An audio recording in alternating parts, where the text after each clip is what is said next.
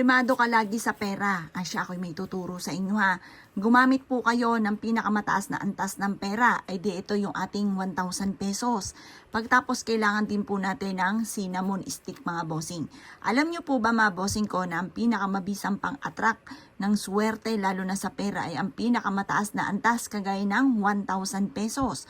At pagkatapos mga bossing ko, kailangan lamang po natin nitong ating cinnamon. Sa cinnamon mga bossing ko, yung amoy po ng cinnamon ay mabisang panghatak ng swerte lalo na sa pera. Di ba halimbawa may mga cinnamon bakery.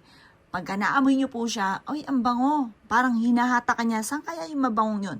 Ganon din po ang cinnamon. Ito naman may kaugnayan siya tungkol sa pera.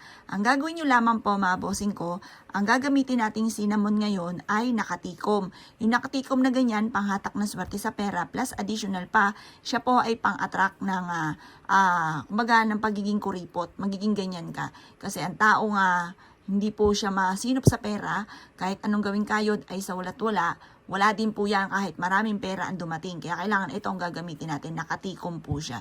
Ngayon mga boss, ang gagawin lamang po natin, ito po siya, kaya kailangan tatantyahin natin yung pag-ikot nito ng cinnamon, kailangan nakaganyan po siya. Tapos ito, kailangan yung mismong unahan. Teka, ulitin natin. Kailangan yung mismong tao ang nasa unahan.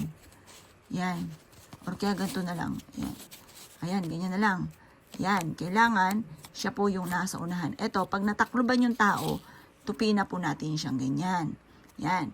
Ngayon pa mga bossing ko, gagawin nyo po dito, ilalagay nyo to sa wallet ninyo. Or kaya kung hindi sa wallet ninyo, ilagay nyo po ito, isabit po ninyo sa pintuan ng pwede sa main door kung walang kukuha.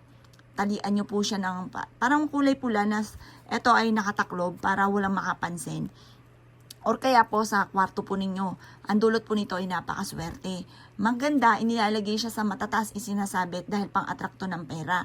Or kaya po ilagay nyo nga po sa wallet ninyo. Eto kung hindi nyo pa ito nagagawa, isa po ito sa mga sikreto para hindi ka lagi naubusan ng pera. Bukod sa inyong pagiging masipag at matyaga, makakatulong po siya para lagi kang magiging mapera.